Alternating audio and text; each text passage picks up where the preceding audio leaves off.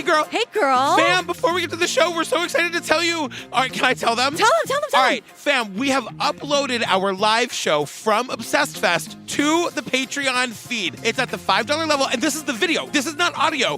We're talking you can see the dancers. The dancers. If you don't know, we opened with our Broadway dancers, this big surprise opening number. The audience in Columbus didn't know we were doing it. Had no idea. We lied to their faces in panels before the show that the dancers weren't coming. And we covered Killer Roll. There's a whole thing with Keith Morrison. Yes. It is wild. It's at the $5 tier. So if you're on the Patreon, you can go and get it right now. If you aren't on the Patreon, just go to our website, truecrimeobsessed.com, click on the Patreon link, join. You get 350 full ad-free bonus episodes and this live show. In its entirety. Like in video form. I want to be clear. Video form. Like you can watch the show like Netflix and chill, whatever. No. TCO, Patreon, and chill. Whatever you want to do. Watch it. Yeah, if you weren't at Obsessed Fest, or if you were and you want to relive the glory, but if you weren't there and you want to see what it was like, you want to sort of experience, like feel it, and it was edited professionally, multi-angles, so we've got like 3 different angles. It's not just like a clear, straight-on shot. Yes, it's a thing. It's like a performance of a performance. And it's the audio is perfect. We got the audio from the soundboard. It's so profesh. Oh my God. So patreon.com/truecrimeobsessed, or go to our website, click on the Patreon link, and go join away. Yeah, have fun. Get your popcorn. She had it coming. Bump. She had it. That's the opening number. Oh my God. Okay, bye. Okay, enjoy. You know, I'm from Massachusetts, and the Bordens are everywhere. I went to high school with Bordens. What? Yeah, and they're all related. They're all like descended. What? I got out of high school by the skin of my teeth, girl. Did we get to the bottom of this or what? I don't know. Okay, great. Here we go.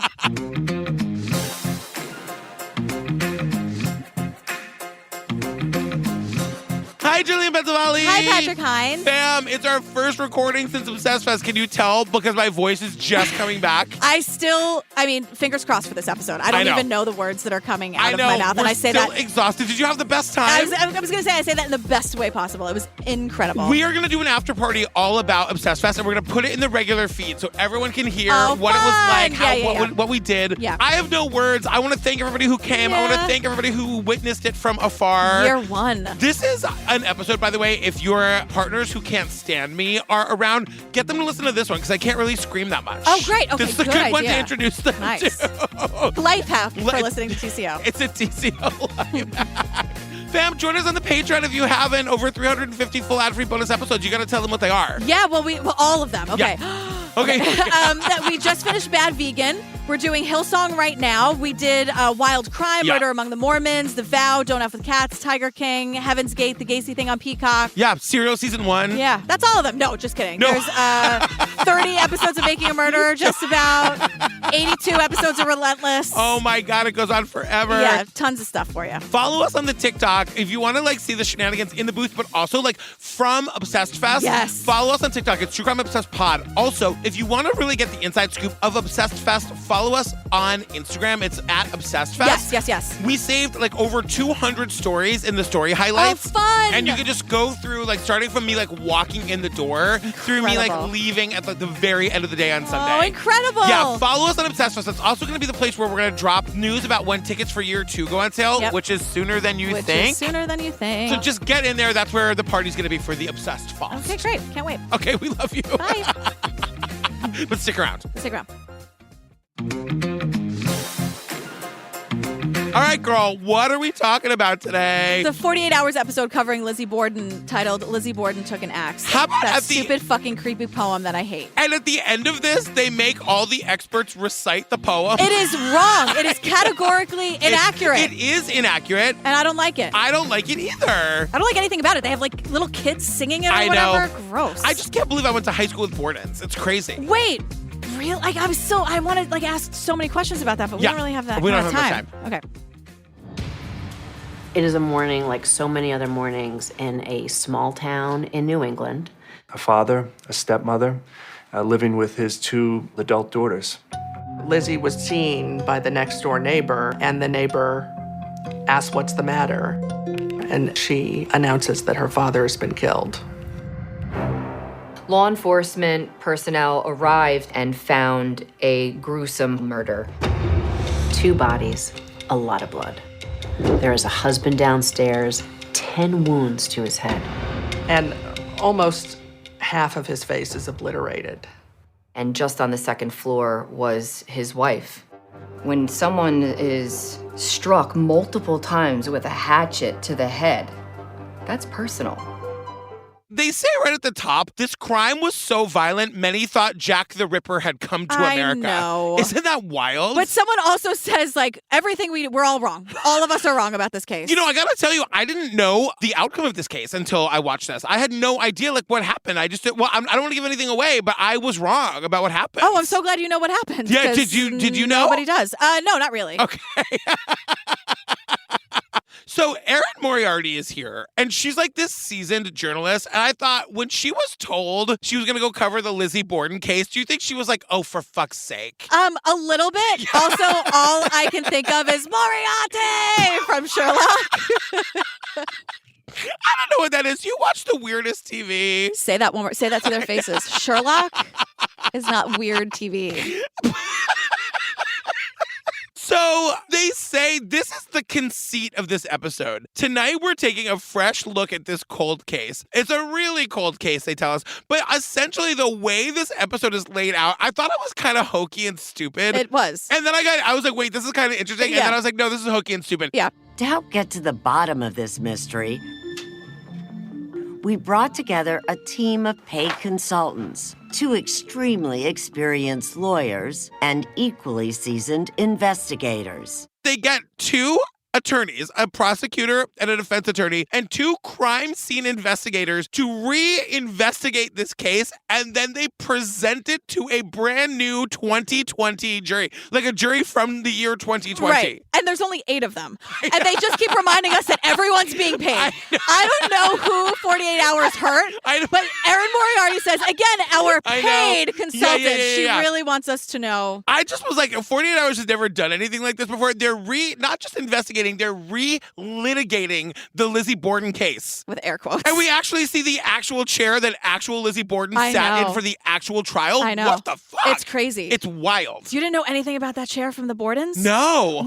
How far removed from Lizzie were they? Lizzie, it's one of those weird things you kind of don't ask. But like, I asked if I can't remember. You're the one person who didn't ask them that. I know. They must have loved you. They were definitely related, but they're like second, third cousins, that kind of thing. Oh, interesting. Yeah, crazy. Wow. So we learned about the crime. It was 1892. The defendant was 32-year-old Lizzie Borden. Yes. She's the daughter. We're in Fall River, Massachusetts. Which I lived for a year, a town over in Fairhaven, Massachusetts. Ironically, not where I went to school with the Bordens. I went to school with Bordens on Cape Cod, where I did most of my growing up. But I lived one town over from Fall River for a solid year of my life. Who don't you know? Who are you not? Who are you not connected to? Is there Never anybody? met Julia Roberts. There was that one time Val Kilmer came to my hotel. Oh, yeah. And he had the pancakes and he liked them so much that he came into the kitchen and insisted on coming and giving compliments to the chef. I love that. That really happened. Yeah, I love that. Right? Absolutely true story. Look at TikTok and tell them that fucking happened. I love that. Absolutely true story. So we meet this author, Kara Robertson. Yeah. She's been What's your beef with Kara? She says some stuff a little She later does. where I'm like, et tu, Kara? I don't. We'll get there. Well, she did her thesis on Lizzie Borden and then spent 30 years turning it into a book. She wrote the book on Lizzie Borden. She literally wrote the book. Yeah. So let's get down to it, Yeah, right? We're yeah. in Fall River, Massachusetts. It's 1892. Prominent local businessman Andrew Borden was wealthy, but also frugal, choosing to live here, just a block from the center of town. The house is modest, even by 1890s standards, with almost no indoor plumbing or gas lighting. He was cheap. Wealthy, yet frugal. At one point, Moriarty's just like, just say he was cheap. And Kara's like, yeah. Kara wants to be like the most quoted person here. Yes. And so Abby was his second wife and Lizzie's stepmom. Which is And they're the victims here. Because if you know the poem, it's like, Lizzie Borden took an axe and gave her mother 40 whack. When she seen what she had done, she gave her father 41. Abby was not her mother. Abby was her stepmother. That's Right. a very important piece to the story. That's falsity number 1 in this poem, air quotes. Yeah. Now, one of the ways they show us that the dad was frugal was that they say he lived in this kind of like crappy house, like right on the outskirts of town, like walking distance to downtown. Now, I've seen this house my whole life. This house is a beautiful house. Right, but no indoor plumbing and no gas. Like things that he could have paid for, he actively chose not to pay for. But also, like, his adult daughters live at home with him. Like, Lizzie is 32 and Emma, the older sister, is older. I don't know how much older. Yeah. But, like, and I know it was like 1892. I know it was like a different time and maybe you didn't move out until you got married or whatever. But, like, if you don't like it, there's the door. Ooh. You know what I mean? You're going to say that to Lizzie's face? After everything we've been through. But Lizzie Borden, I don't mean to be a dick, but like if you want indoor plumbing, go get it. Oh. Shots fired. But do you disagree? No, I don't. Okay. I don't. I'm just saying, like, Get a the job, dad Lizzie. sounded like a cheap bastard, kind of like a grumpy curmudgeon. You know what I mean? Yeah, but he was cheap to some people and not cheap to others. We'll get there. Yeah. Which I resent the fuck out of this movie does. I don't like it.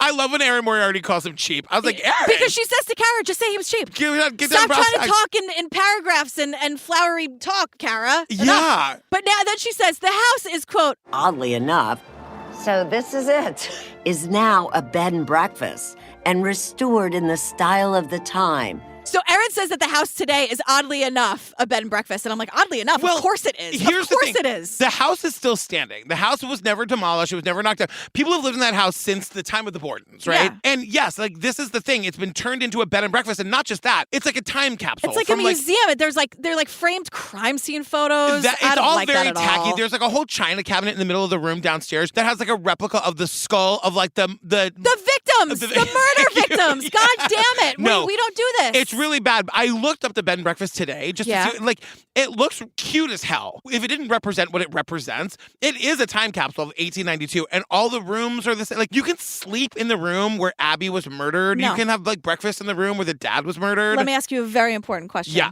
Am I sharing a bathroom? Yes. There's only 2 bathrooms in the No house. ensuite? I'm not going. No, I know. I'm also not going for 1,000 reasons. Framed crime scene photos? Nope. No, all of those trashy reasons and the bathroom, but guess what else? No alcohol allowed on the premises. Says who? Says what are you going to frisk me? Get out of here. What is Kara running this? No fun, Kara? I bring what I want I know. where I want. I How agree with dare you. No, I know. 1892. Who needs it? But the point is, Erin Moriarty is bringing one of the crime scene investigators, annoyingly also named Erin, to the house to like examine the crime scene. Erin didn't do that. I'm not mad at them. I'm just saying. When you tell a story, it is hard. It's when true. it's like 4 Joes and 2 Johns, Oh and it's my like God. Joe 1 and Joe 2. Remember Totally. Wild Crime? Yes. We were like Joe 1 and Joe 2. Sorry, we just met Joe 1 first. He got number 1. That's it. But the point is, Erin, the crime scene investigator, actually can see the room in the state that it was in on the day of the murder, because like that's how it's replicated. Yeah. You know? And then Kara says, she starts telling us about Lizzie Borden. Yeah. She goes, Lizzie Borden is a fairly unremarkable woman. She was unmarried. She was active in her local church. Unmarried, went to church. At 2, Kara? We're still fucking doing this? She's so unremarkable because she's not married? Fuck off. And like, was it that unusual to be unmarried at 32? It doesn't matter. I know. But like, if we're gonna move this case into 2020, Yes, to the year 2020, don't call an unmarried woman unremarkable. I totally agree. Also, there are some reports that Lizzie was potentially having an affair with Bridget, the housemaid. Oh. So it could be that she wasn't married because she was gay. Like, that's That a I very love. possible thing. Yeah. So now we learn about Lizzie's older sister, Emma. And Yeah. we learned that Emma was sort of like a maternal figure in Lizzie's life. We don't know when the mom left or died. We don't know much about the mom at all. We don't know anything about that, but we do learn about Abby, who was like, she's either an evil stepmother or the nicest person in the house, and there's no in between. Yeah. According to this document, she's one or the other. Who knows? Yeah. The one thing I want to say about Emma, the sister, is that we know she couldn't have done the murders because she'd been out of town visiting friends for 2 weeks when the murders happened. Oh, okay. Do you think Kara would call her remarkable? Because she had friends? That's a heavy word. I Unremarkable. think she's trying to use the jargon of the time. I don't think Kara thinks she's unremarkable. And that's what but I'm Erin- here to hate Kara. You just say the word. But that's why Erin Moriarty's like, just say cheap. I know, right? Like, if we're gonna Yeah. move this into 2020, I Kara, agree. you need to come along with us. Would you like to come into the year 2020 with me? I gotta tell you, it's not a great year. So if you want to stay in 1892, if we're picking between 1892 and the year 2020, who knows? I'm going back to 1890. I'm flipping that coin, If honestly. I had to do 2020 all over again, pandemic year, I'd go right back to 1890. Really? Absolutely. No question about it. All right, call me when you get there. I get to be friends with gay Bridget the maid. Let me know you got there safely. Totally. Call me when you get there. So it's the day of the crime. It's August 4th, 1982. Or as Kara says, August the 4th. Kara? You hate I don't her. know what. I don't like when women, like, unremarkable. I'm really stuck on unremarkable. Yes, I couldn't agree more. Anyway, it was August 4th. It's August the 4th, 1982. Lizzie is standing at the side door of the house and tells the neighbor, Adelaide Churchill, that her father has been killed. Right. So the neighbor comes over immediately. The neighbor comes over directly and sees absolutely no blood. Nothing on her face, her hands, her clothing. Nothing. She seems perfectly presented. There's no blood on Lizzie. The only place in the house, and this is like a through line, we talk about this a lot. The only blood connected to this crime at all is right around the victim, the father on the couch and the stepmother upstairs in the room. And 2 other places. Yes. But we'll get there. We'll get there. Okay. So we walk into the living room the way the police would have. Yeah. Like through the kitchen. Because we learned eventually that the front door is locked and the back door is locked. The only way into the house is through this side door. And we sort of follow the camera like as though it's the day of the murder because it looked exactly like it. And like to the couch where the dad was found with his face bludgeoned in. Right. And the couch that's there now is a replica of the couch he was on. It's so crazy. Wild. So crazy. And so they say, like, where's Abby, the stepmom? Yes. What's going on? And Lizzie goes, you know what? I think I heard her come in. Yeah. That's weird. She's here somewhere. I just don't know where she, and all the commotion. I guess she got lost. They keep talking about like how this house is so small and cramped. It's a big fucking house. It's one of those beautiful Massachusetts, like old-timey houses. New England square It's like they're amazing. I guess for 5 people, it still feels big. Yeah, and like it's all like outhouses or whatever. But all of those houses are so small. Like the doorways are really narrow. Totally. The ceilings aren't very high. I'm sure if we were in there now, we'd be like, whoa, low ceilings. Unremarkable house. That's a ceiling fit for an unremarkable woman. Unremarkable hag. Unmarried. No kids either. Woof. Also at 32. I wasn't married at 32. Oh my God. I was pretty remarkable. I'm not having kids ever. Take that, Kara. Kara. It's as though you think Kara killed the Bordens. I felt personally attacked by Kara in some weird way, so I'm giving it right back to her. Kara, I'm sorry. I'm sure you're lovely. So Bridget the maid and Adelaide Churchill the neighbor, they go upstairs and they find Abby Borden. This right over here is where Abby Borden was found dead, face down. That scene is, if anything, more horrible. Abby suffered 19 blows. She's face down. Much of the back of her head has been hacked. The back of her head had been they say hacked away. Which also, so 19 blows, which means that stupid, creepy song is total bullshit. Yes. That song seems like the first really sensationalized move in true crime where it's like, it's bad enough. Don't lie about it. No, and it's also and I'm not making a joke here, the number is not the rhyme. You could have said Lizzie Borden took an axe and gave her mother 19 whacks. Right. And after all was said and done, gave her father 21 or whatever. Those are the actual numbers. Right. You know what I mean? Just, or don't make a creepy rhyme about a murder. Double murder.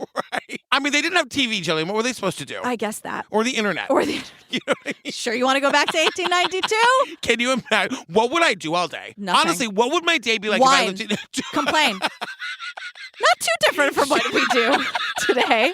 Yeah, it's like I wouldn't be missing out on anything. Yeah. I wish I could narrate it, though. There's Patrick back in 1892. I mean, let's watch him try to get some water from down the way. Is there a well? Do you have to go to a well? Uh-oh. Inclement weather approaches. Let's see what Patrick does now. What do I do with this top hat? It doesn't really fit my head. It seems that Patrick doesn't know how to use the umbrella that's in his right hand. Let's see what happens. I have this walking stick and a top hat. So it's a lot of that, everyone. Shall we move on? That's the funniest thing that's the funniest game we've ever played. That is so funny. I can't handle it. So the assumption is, they say that right away, the assumption is that the murderer must have been some sort of deranged outsider, but it becomes clear that nobody was spotted in the vicinity. So the suspicion immediately falls to the people who were in the house that day. And all the doors of the house were triple locked. Yeah. They say the cops, does it sound familiar, Adnan? The cops need to find a suspect, so they quickly fixated on Lizzie Borden as an obvious choice. Well, obviously. And so the news of the murder spreads really quickly. It's all over the papers. Everyone's talking about what happened. It's front page news news across the country. And the cops get to work, I mean, in the way that they can in Right. 1892. Because like, what are they really supposed to do? Honestly, unless you saw the person who did the murders, you're all kind of fucked. They're like, I could say the words DNA or the letters DNA. They'd be like, I don't know what that is. She's Yeah. a witch! Right. Murder! Hang her! They don't know they don't know No. forensics. Like, forensics was barely a thing, if anything. And somebody says, like, yeah, like, because of that, this is the perfect time for somebody to get away with a crime like this. I'm like, sir, that's exactly why we had fucking serial killers up until 2001. Right. California was barely a safe place to go until 15 years ago. They also, much like the Ramsey house, let everyone in town traipse all over the place. Exactly. Besides police, the Borden house was crowded with doctors, reporters, neighbors, and even several passersby. So anything really that was discovered at that crime scene was seriously compromised because we don't know when or by whom it was deposited. Doctors, reporters, neighbors, passersby just walking in. See, this is what I'd be doing. Yeah. I'd be walking up and down the avenue All looking the for murders? some. No, not the murders. Oh. But I'd be looking for something to do. Oh, yeah. Because if somebody got murdered in that house, I probably would wonder in 1892, Patrick, can't find a gay bar. Nobody knows how to make a fucking Cosmo. The Indigo Girls just started recording 2 days ago. Patrick doesn't know this. He's about to walk in on the crime scene at Lizzie Borden's house. Let's watch. Does anybody know if there's a bar in here? I need a Cosmo. Patrick doesn't seem to realize what's happening around him. This happens again throughout. Is there a bathroom? I can't seem to find indoor plumbing. As you can see, Patrick just stepped over Excuse an me. entire crime scene. Sorry, excuse me, sir. Oh my God. But the entire crime scene is compromised, but they don't know that because they Right. don't know any better. Yeah. But the only thing they discover is that Abby was killed first. That's what they sort of figure out from And by this crime a scene. bit of a stretch, because like they say, now this is a pretty graphic description. Yeah. So gird your loins. Yeah. But they say the dad downstairs on the couch was so recently killed. His death was so recent that his injuries were noted to have been oozing wet liquid blood. He was also warm to the touch. On the other hand, Abby, who was upstairs, had matted, coagulated blood, dark blood on her injuries. She was also cold to the touch. All of the blood on her body was dried and like Right. coagulated, which takes some time. Now, the big thing to point out here is that like if the dad was killed so recently and we think Lizzie did it, how is she not covered in blood? The wall's not covered in That's blood. the thing. Floor is not covered in. There's no blood anywhere on anybody. Exactly. So here's Lizzie's side of the story according to her testimony. Which she gives 5 days later. Right. 5 people were in the house. Yes. Lizzie, her 2 parents, the housemaid, Bridget, and Lizzie's uncle, John. John Morse. Yeah. So John is the dad's brother-in-law, and he's visiting from out of town. He's staying in a guest room, and we learned that he woke up that morning like hours before the murders and left to visit relatives in town. So he wasn't there when the murders happened, Right. we think. But he was staying there and then not he was I like would around. Yeah, look, if Marilyn Mosby's calling people back in to rule them out properly, I'd Yeah. like her to have a sit down with this guy. Would you mind talking to him on your way in your journey back to 1892? Totally. Absolutely. Could you do me that favor? Okay, I great. got a lot of questions for this guy. Yeah. I'm not convinced Lizzie did this. I'm not either because Okay. we never hear from him again. No, and it just seems like He smartly stayed away from the scene. because honestly, Lizzie is a very good suspect because she's the only person there, and we'll find out that she does kind of have a motive Yes, down yes. the road. Yeah. But again, where's the blood? Like, if her dad was freshly killed when she went to get the neighbor, and I did some side googling on this Yeah. just to like make sure the timeline's a little fuzzy. Like nobody, they can't really determine the time of death, and they don't really Right. know Of exactly when she went to course. get the neighbor. But if the dad had been killed so recently that his wounds are fresh, Yeah. Lizzie Borden does not have time to like get bloody in an outfit killing her dad and change before going to get the neighbors. And then getting rid of that outfit. Yeah. Exactly. I agree. So that's, Lizzie makes a good suspect, but that's the big piece of evidence as to why she didn't do this. Right. And so take all of these times with a grain of salt. Yeah. So here's the timeline according to like what the cops think happened. Right. At 9:30 in the morning, Abby, the stepmom, was up in the guest room where John was staying, Yeah. sort of tidying his bed. The police believe at 9:30 she was bludgeoned and fell and died. Right. Now, they say that the dad Andrew returned home at 10:45, greeting both the housekeeper and Lizzie, and then retired to that sitting room to take a nap on the couch. According to the medical examiner, 45 minutes later, Andrew Borden was also dead. 45 minutes after 10:45, so like 11:30 is when he was killed. And then it's about noon when she goes to get the neighbor. Here's what's very strange about this to me. Lots of things are. But like Lizzie says that her dad came home, said hi to her and the maid, and then went to sleep. Meaning that he didn't go upstairs to say hi to his wife? Correct. There's also a story not in this episode that like she says when he went to like lay down on the couch, she helped him take his boots off. Okay. But in the crime scene photos, he's wearing the boots. Oh. So that's an inconsistency. Yeah. There's a lot here. It could be that that's the thing she did every day, and so she just remembered that she did. She doesn't give her story until 5 days later, so who knows? Who knows? You know? But they say, but like if you put all this math together, it means Abby, the stepmom, would have been dead upstairs for 2 hours. And then by the time dad the comes is home murdered. and just like walks and collapses straight onto the couch and doesn't say hello to his wife? I mean, I wouldn't climb a flight of stairs every morning to say hi to Steve. You wouldn't like acknowledge each other in the house? Not if we lived in like a big house like that. But you I know thought what it was teeny tiny. See? Totally. Consistencies throughout. Okay, the police think they know the when and the how, but what about the why? What's the motive? Right. So we learned that Lizzie and her sister were super pissed at their dad. Lizzie and her sister, Emma, both really desired to live a way better life, and they really resented their father for not providing that for them.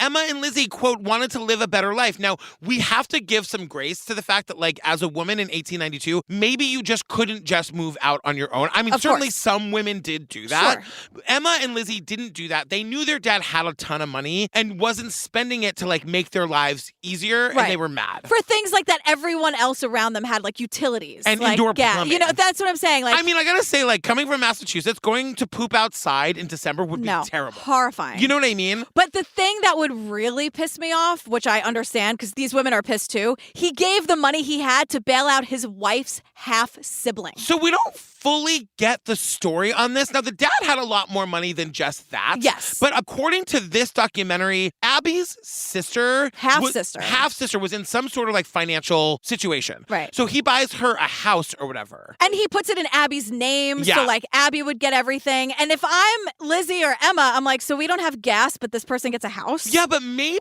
the story there is that, like, the dad is mad because they never would go to get jobs. Like, maybe the dad was like, if you'd work a day in your... I'm like, I don't know. Yeah.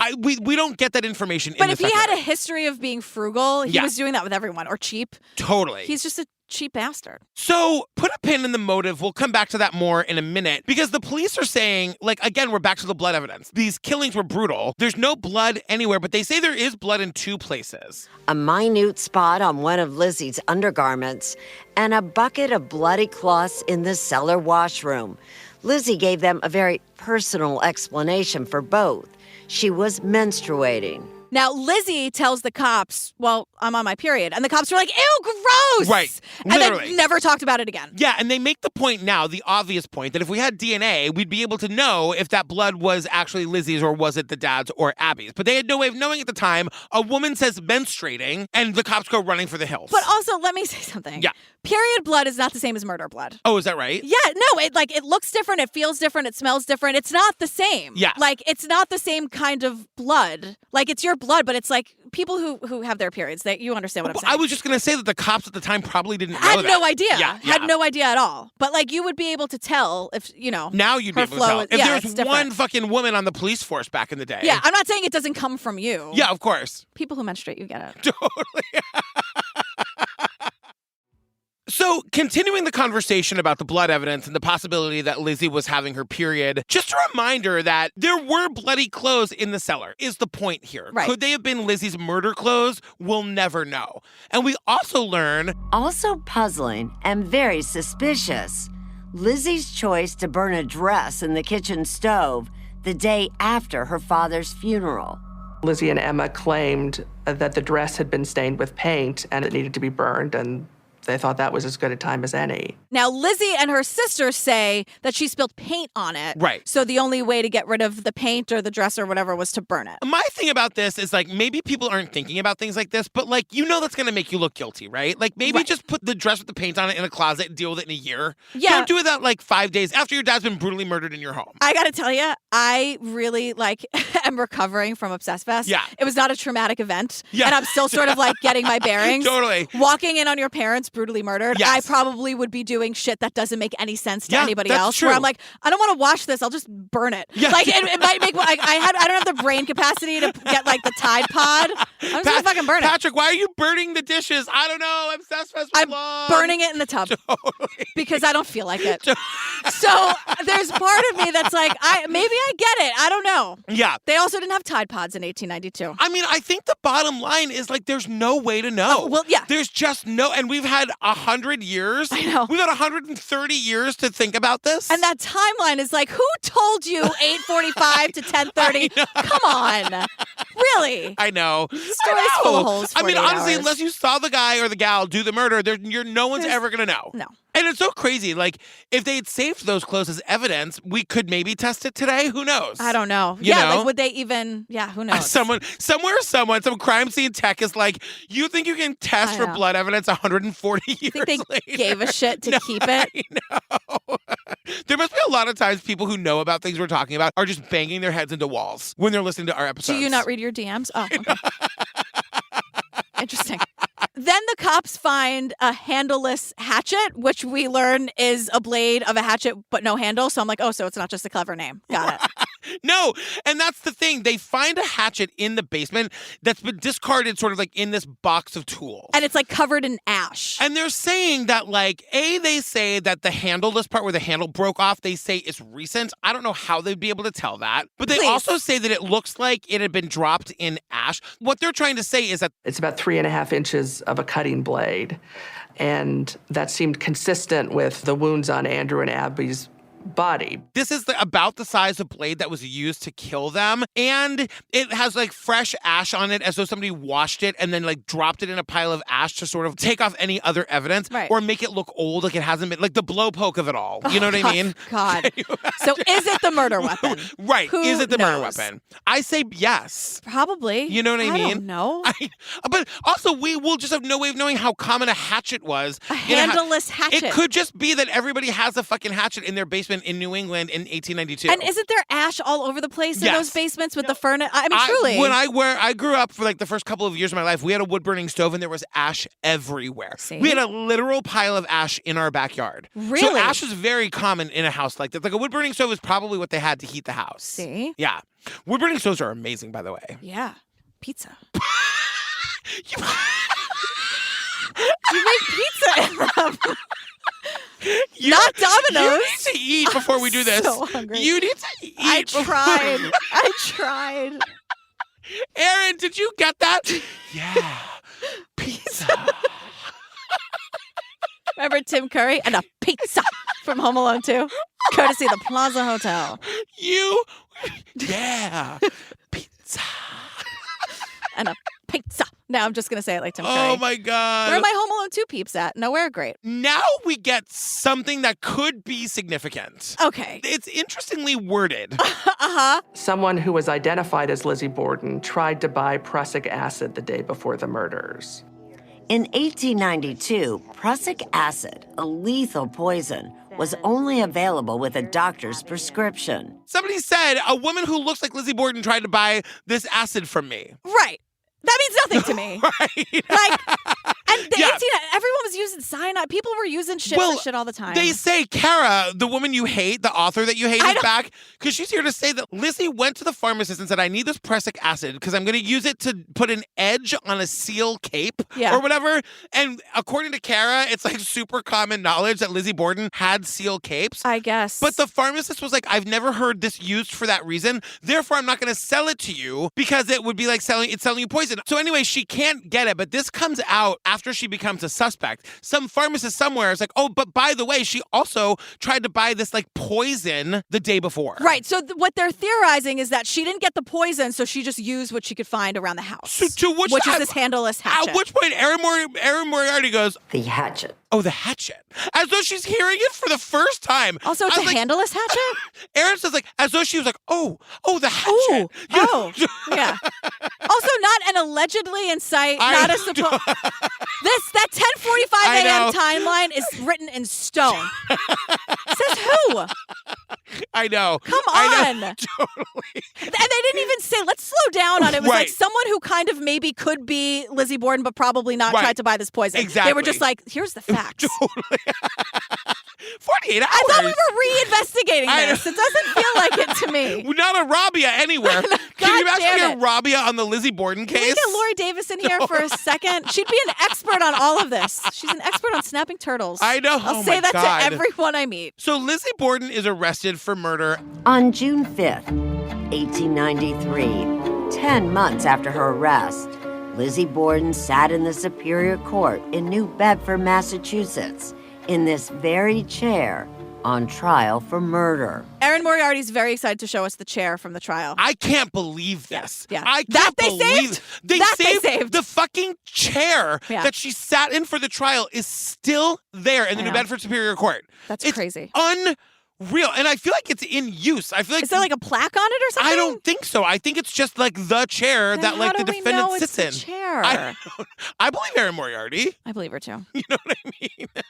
I like she had me at just say it was cheap. But like the Lizzie Borden chair, that is wild. I know, That is crazy. wild. And so then this is when Erin goes, it was the trial of the century, the 19th century. And I'm like, Keith Morrison's job is taken. Totally. Thank you so much, Erin. But loving you. Did you all see that Keith Morrison duetted us on fucking TikTok? Keith Morrison duetted us. As Keith says, public records. Right. Pronounces it records because he's fancy. And 1,000. Hey, only $999, if you don't mind. For the record. For the record. Because I said he said it fancily. Yes, go to our TikTok. Fam, I'm telling you, our TikTok is good. True Crime Obsessed Pod. Go find us. Find the Keith Morrison duet. It's pinned. If you want to be bananas. like Keith, Oh go my watch God. our TikTok. I'm getting like really, woo. Are you okay? I'm very excited about the Keithness. Hi, So Keith. the first day of the trial, the ties to today are incredible. I know. Because they're saying like it's exactly what you saw at the Scott Peterson trial, at the Jodi Arias trial, at any of these big trials. It is a line around the block. Everyone's lined up since 8 o'clock last night Right. trying to get in. And women especially were obsessed. Yeah, women were obsessed. Well, they And- could watch the trial, but of course not be on the jury. No, they can't be on the jury, but somebody makes the salient point, Kara, who you hate, was saying that like the thing was I don't hate Kara. okay. For the record. For the record. For the But they're saying that This was the trial of a woman who seemed to have transcended the limits of her sex in such a violent way. The women, I think, were curious to see the monster. they thought she was a monster, but they were fascinated by her. Like this woman would dare. That she could do this brutal, gruesome thing. Exactly. And we also learned, or did I Goog this? I can't remember. But women weren't allowed to serve on a jury in Massachusetts until 1951. That is just bananas. 51. That is, I would love to know where it was in other places. I know. You know? I know, Like, fine. was Massachusetts really far behind? Yeah. And so we're with the attorneys and the two, like the expert defense attorney and the The prosecutor. paid experts. They are paid experts. Paid very well. Yeah, now I don't want to get sued. I know. But they're saying that, like, there was nothing that remarkable about this trial. It looks exactly like the way a murder trial would go today. And they say, based on the transcripts, like legally, the Yeah. same maneuvers would have been used today. Totally. There were also 3 judges and 12 men. Well, it's interesting because our appeals process now, if you go to like a regular court level, a Yeah. judge or a jury decides, and then the appellate level is where you get that 3-judge panel. Yeah. So it's interesting that they were starting there. Yeah. So anyway, on the first day of the trial, the prosecution opens with the idea that Lizzie Borden is the only person who could have done it. But it was how he wrapped up his open that stunned the courtroom. He alludes to the fact that he has the skulls of the victims. The actual heads of the victims in the courtroom. Yes. And Lizzie Borden responds by fainting. Lizzie Borden fucking faints. I thought he like presents them like a piece of theater. I don't know. They say alludes to. Oh, okay. But I'm just saying, Lizzie Borden pulls a Patrick and just fucking passes out. Fault, just completely passed out with Like- one eye open. How'd it go? I feel like Lizzie Borden would have been something to watch. She's got to put on a show. Everyone in the world is there to see this. Lizzie Borden is putting on a fucking show. Yeah, but lawyers today would be like, shut up. Yeah, exactly. Don't put on a show. Stop it with your fainting. Yeah, look so, do nothing, and then everyone will hate you anyway, so you can't win. Totally. Bye. But the prosecution calls a bunch of witnesses and they lay out evidence of who would have been killed first. And this Yeah. is really important because this goes to motive. Right. We learn that if Andrew had been killed first, Abby's family would have gotten some of the money. But if Abby, the stepmom, was killed first, all of the money goes to Lizzie and Emma. Right. Which I thought was really an interesting I don't know. That seems like a weird, you know what I mean? It's a pretty important detail for if the motive really is they wanted the money or they were upset about that. Because we know that Abby was killed first. And under that scenario, all the money goes to Lizzie and Emma. And I gotta say, too, that like if the timeline really is right, and that means that Abby was dead upstairs for 2 hours before the dad was killed, it seems impossible to me that Lizzie wouldn't have known. It was actually Lizzie and Emma's job to make up the guest room, but like Abby had gone up there ahead of them to sort of like straighten the pillows or whatever. So you would think that like if they didn't know that she was dead, Lizzie would have gone up there to do her chores or something. She also could have been lying. Well, what I'm saying is that like that's a point in she's in the favor of like she's the killer. Oh, okay. I was like, wait, she could have been lying about all this to everybody. Right. Did I miss something? No, we're on the same page. It turns out I absolutely did miss something. Great. Now we get the evidence that the hatchet in the basement matches the wounds on the bodies, so that's another important fact. And also, remember the poison? Or maybe she did, maybe she didn't. Yeah. 48 Hours says they were not allowed to hear about her attempt to buy poison. Was it Lizzie or not? And the reason that they were not allowed to hear about it is because we don't know if it was her. We have no idea. And everyone's like, Erin Moriarty, and everyone is like, well, that's just shocking. And I'm like, right, but we don't know if it was her or not. So why are we Someone identified as Lizzie Borden. Oh, look, a man in 1982 made a good decision about a woman for once. Like, that should not have been allowed in at all. Absolutely not. So after 9 days, the prosecution rests, the defense goes to work. They try to tell a story. The defense is much more interested in telling a story, that she's just an ordinary person caught in this unbelievably horrible situation.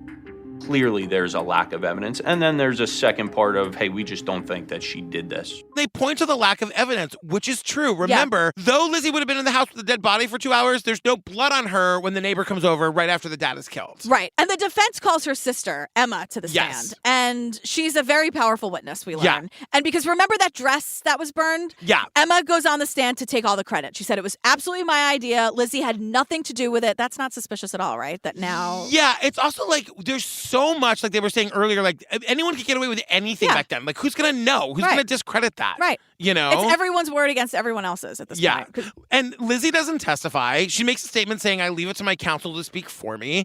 And the case goes to the jury. Now, this goes on to be one of the most infamous cases in all of like the history of the world. Yeah. The jury is out for 2 hours. So the trial's over in 3 weeks. Yeah. And the jury goes to deliberate. And according to all the drawings, like 500 people are standing there staring at them like this. Totally. You ready? You done? Just like milling around the courtroom, trying to eavesdrop. They have glasses to the wall, trying to listen. It's very Sophia and the Golden Girls. Yeah, they're like tapping, their arms crossed, tapping. Yeah. What's going on? Totally. So maybe that's why they came back in 2 hours. 2 hours the jury is out. And then we get this crazy story that like everyone's trying to be serious except for the foreman who's like super excited and cannot contain himself. The foreman, it's reported, blurts out not guilty. That's me back in 1892. Not guilty!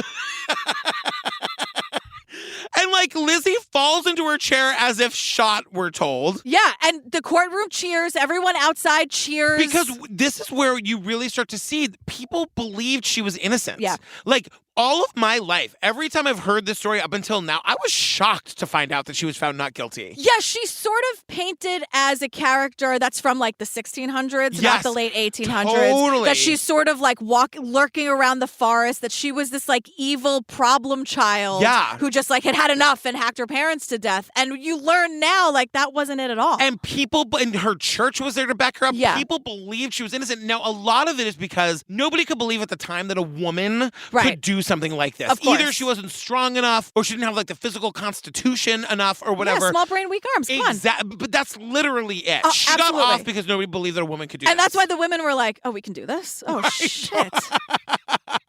So now, jump to 2020, we are putting this trial back in front of a fucking jury. A jury of men and women, as Erin really wants. And they're all to know. paid. Everyone's paid. Everyone's paid, everybody. Everyone's paid. Erin, I appreciate you letting us know, but it's like $25 and a Subway tuna sandwich, right? They're not, and maybe chips if they're lucky. Number one, a Subway tuna sandwich is fucking delicious. That's why I said it. I'm just saying. I know how much you love it. But also, they say that they found a jury of people who had, quote, never heard of Lizzie Borden. I am calling bullshit on 48 Hours. Maybe that's why they only had 8 jurors and not 12.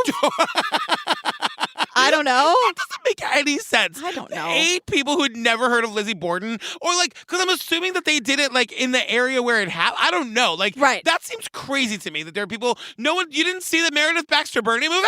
Probably not. That's bananas. That is crazy. That is crazy that you wouldn't take the time to watch the Meredith Baxter Bernie movie. Do it right now. Right now. That's everyone's homework. So they make the point, it's very important to Erin Moriarty, this is not a retrial. No. It's a presentation. And I went, oh, it's not binding? We're not actually going to like put Lizzie Borden behind bars. We're going to dig her up and throw her in a fucking Come on, Lizzie, get out. And she's like, this is not a retrial, but a presentation argued by our consulting attorneys in their own words without any guidance from us. Using their own words with no guidance from 48 Hours. Meanwhile, we'll get to all the presents that 48 Hours has when they're reviewing the case. Because the people who are trying the case are the lawyers we've been seeing the whole time. Right, the experts. And the only witnesses that we get are the 2 that we've been with the whole time. And like the transcripts. So they're presenting Lizzie Borden's like all the transcripts as like witnesses. Yes, and the important thing is the only evidence that can be presented in this trial is evidence that was presented in the original trial. So they can't talk about the poison the same way they couldn't the first time. Anything we've learned since then, they can't talk about. And the second rule is all the facts should be presumed to be true. Yeah, which I don't even know what that means. Just like blindly accept, like the facts are the facts. You can't argue like, but what was the timeline 1045? Right. The timeline's 1045. Make your decision based on that alone. Don't argue semantics. Right. And so when the prosecutor gives her opening statement, we learned something that I didn't know before.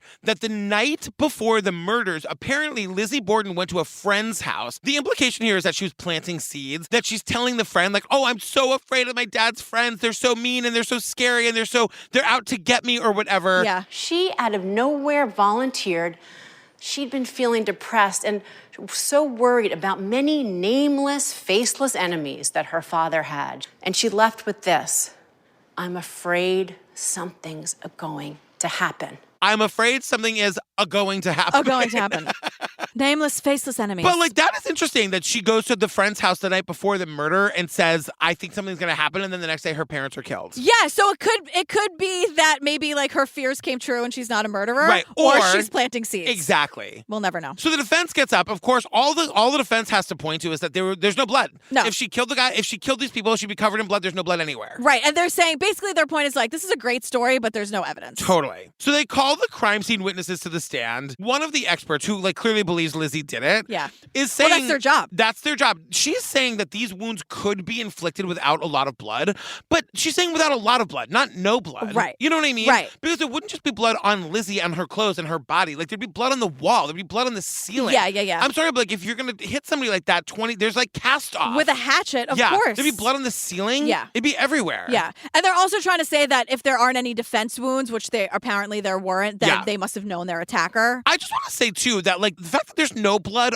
also points to Lizzie, I think. That she changed her dress and or whatever. And that she cleaned it up because even if like somebody else came in and did the murder, there would still be the blood. Like the murderer's not going to clean it up. You know what I mean? Yes. So like it is very suspicious that there's no blood anywhere. It's good for Lizzie that there's no blood on her because there would be, but that there's no blood anywhere doesn't make any sense. Could really go either way. It could really go either way. Get your popcorn DNA out. would be real helpful. Yeah. You know what I mean?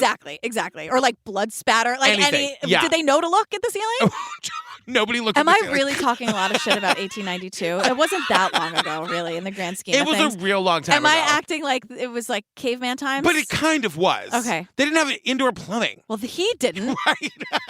Because he wouldn't pay for it. Right, exactly. But the real question is, can you get a Cosmo anywhere? That's the question. If the answer is no, it's ancient times. It's the medieval Cosmo times. was invented at the Rainbow Room. I don't know the year, but I could probably find out quickly. Okay, great. I'm going to guess the 50s. Okay. Great. So, medieval times is what we're talking about. So the prosecution rests, the defense rests, and now the jury deliberates. The paid jury. Yeah, the paid jury deliberates in front of everybody. To go for first-degree murder of both victims, there has to be malice and forethought, and I don't believe that was proven.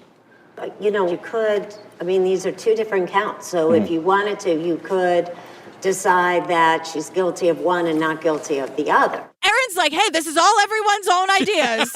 Meanwhile, these 8 people are deliberating in front of the lawyers, the 48 Hours cameras, Erin Moriarty, who's standing at the head of the table looking at them and correcting them. She is part of this whole thing because once a host, always a host.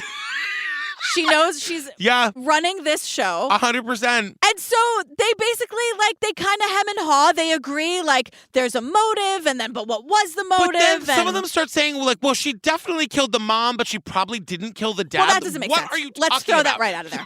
Stop talking. No. That does not make sense. About? Erin, Yeah. we could have used you here to get everyone right back on track. Honest to God. That's not what happens. It comes down to essentially 7 of the 8 say, yeah, she's guilty. And then 1 holdout saying she didn't kill Abby. Right. And there's 2 holdouts saying she didn't kill the dad. Right. But everybody else is like, yeah, she did it. Also, did you notice those 2 people that were sitting in those high top chairs? Who the hell were they? I don't know. They weren't introduced. They're not part of the jury. They're just sitting watching. They're not an expert.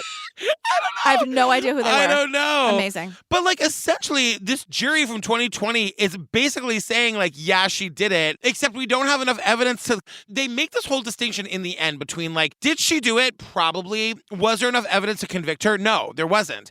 And that's because of the 1892 of it all. Right. So it's a hung jury for both counts, to which I say thanks a lot, 48 hours. Right. But now. They never promised we were going to get to the bottom of it. They didn't. You know what I mean? But the prosecutor says, I feel like we've solved the mystery of Lizzie Borden. We just haven't solved whether she should have been found guilty or not. Yeah. Because it's a very different question. I think that that's the best way to say it. And maybe that's the beauty of the system, and maybe it's not. The defense lawyer says, yeah, I think that's the beauty of our justice system. Or maybe not. And I'm like, I'm going with not. Yeah. There is no beauty of our justice system. What are you, the beauty? It's all fucking bad. It's a barren wasteland. Burn it all down and let's start again. Jesus Christ. So then, okay, thanks a lot, 48 hours. Yeah, actually, what happens to them afterwards is fascinating. Right, so Lizzie and Emma immediately moved out of the, quote, cramped house. Because they inherited $350,000, which is the equivalent of $10 million. My friend, you could have put a fucking bathroom in. This is what I'm saying. You have $10 million in the bank, you could have put in one bathroom. And he's buying houses for what's-her-name's half-sibling, who I'm sure was a real hoot. I'm saying that sarcastically. So Lizzie and Emma buy their dream house. It's at the top of the hill in a rich part of town. But they stay in town. That's the crazy part. But Lizzie changed her name. She stopped going by Lizzie. She went by Lizbeth. Yes. And she is ostracized. She's kicked out of the church that supported her. Because this doesn't make any sense to me. People start to come around. Because she lives another 25 years or something. Yeah. People start to really be like, no, wait a second. If it wasn't her, then who was it? And that makes me be like, well, then why were you so quick to support her in the first place? I know. The church decides she did it. The town decides she did it. And then Sister Emma decides that Lizzie did it and cuts all ties. They never speak to each other again. We learned that, we don't know what, but Emma saw some shit in the new house they bought that really freaked her the fuck out and made her convinced that Lizzie was responsible. Cut all ties. They never spoke again and then died within 9 days of each other. I know. And the real kicker, they bury Emma and Lizzie next to the dad and the stepmom that Lizzie probably killed. Oh my God. And then it ends with that horrifying poem that the experts are reading it line by line. Lizzie Borden took an axe and gave her mother 40 whacks. When she saw what she had done, she gave her father 41. We just learned it's not true. It's a bullshit, sensationalized nonsense. You're right. 48 hours. No.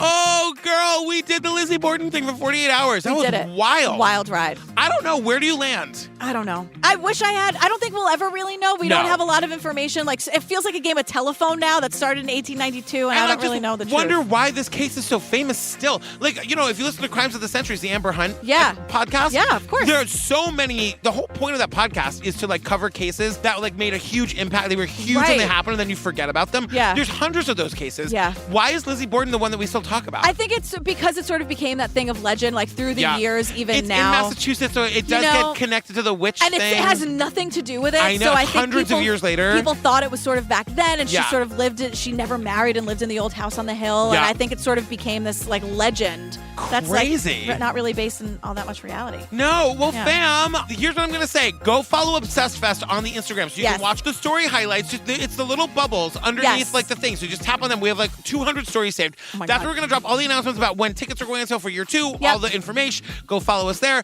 Join us on the Patreon. Over 350 full ad-free bonus episodes. We finished Bad Vegan. Now we're into the Hillsong wildness. Yeah, we did The Vow and Serial Season 1. Yeah, so join us there. Follow us on the TikTok. Go watch Keith Morrison duet us. It's True Crime Obsessed Pod. And then I duetted him. It was a whole thing. Oh my God. And lastly, join the Facebook group. Yes. That's where you're going to meet all your new friends. Yep. You've been hearing so much in the Facebook group about what a community Obsessed Fest was. The Facebook group is Obsessed Fest when Obsessed Fest isn't happening. Yes. It's community and friends and people sharing their dog memes and their kids and their weddings and talking about the episodes. It's such a fun place to be. It's right where we go when we want to talk to the fam. Absolutely. Yeah. That's it. So what are we doing next, girl? We are doing, all right, I teased this at Obsessed Fest. Oh my goodness. If you came to our VIP panel before I was there. Yeah, okay, great. Scream, the true story on Discovery Plus. Scream is my favorite movie. I know. You think I didn't know that? I knew that you knew that. Dare you? I know. Everyone's a suspect. I love David Kennedy. Anyway. My lawyer liked that. That's actually Scream 3. I know it's Scream 3. God damn it. So it's on Discovery Plus. Because we're in the middle of spooky season, Yeah. It is the true story that Scream is based on, that murder, but it's a paranormal investigation of it. Crazy. So we're kind of going to try to do it all. We'll see. And I did it for you because I know how much you love Scream. I love you so much. All right, fam, we love you. Stay tuned for the trailer for that, our ridiculous outtakes. That's it. We love you. Okay, yeah, no, that's it. But we love you, and that's a big deal. Yeah, it's a huge show. So it's not that's it, but it's that's it for now. But that's we it for really now. have to go. Okay, bye.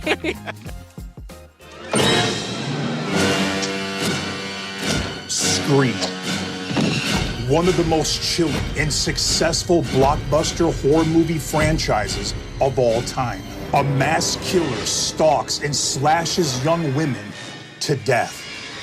But what horror fans don't know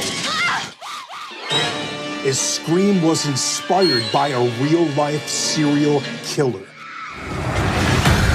Danny, are you here with us? For the first time ever. Why did you kill? We will conduct a paranormal investigation of his hunting grounds. There's no doubt that we're communicating with the spirit of Danny right now. This is the horrifying true story behind the movie Scream.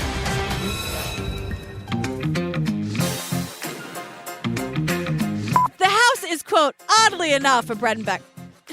Erin Moriarty says the house is, quote, oddly enough, a bread and... This has been all day trying to say anything I to know. Say the house today. Yeah. Erin Moriarty. I'm not going to say Moriarty because I'll just start screaming it like in Sherlock. Everyone knows what I'm talking about. Patrick.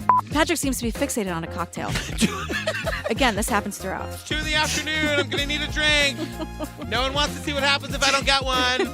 You really don't want to see it. Where's Bridget, that lesbian? I need her. I've seen it. It's not cute. Trump's in that. I don't watch that part. I know. But Tim Curry's also in it. What's a girl to do? Anything can happen on Halloween. Your dog can turn into a cat. It is Tim Curry season, everyone. Tambourine.